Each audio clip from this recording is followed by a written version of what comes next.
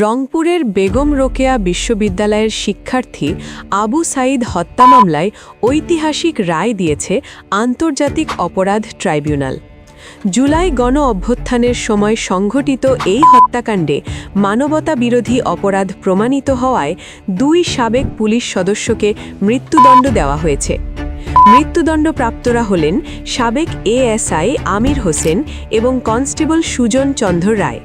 এছাড়াও মামলায় 3 জনকে যাবজ্জীবন কারাদণ্ড এবং বাকি আসামিদের বিভিন্ন মেয়াদে সাজা দেওয়া হয়েছে। এই রায় ঘোষণা করেন বিচারপতি নজরুল ইসলাম চৌধুরীর নেতৃত্বাধীন আন্তর্জাতিক অপরাধ ট্রাইব্যুনাল 2। উল্লেখ্য, 2024 সালের আন্দোলনের সময় পুলিশের গুলিতে নিহত হন শিক্ষার্থী আবু সাঈদ, যা পরে সারা দেশে ব্যাপক আলোড়ন সৃষ্টি করে। রায়ের পর নিহতের পরিবার আংশিক সন্তুষ্টি প্রকাশ করলেও কিছু আসামির শাস্তি নিয়ে অসন্তোষও জানিয়েছেন তারা। এই রায়ের মাধ্যমে দীর্ঘদিনের আলোচিত এই হত্যাকাণ্ডে বিচার প্রক্রিয়ার একটি গুরুত্বপূর্ণ অধ্যায়ের সমাপ্তি ঘটল।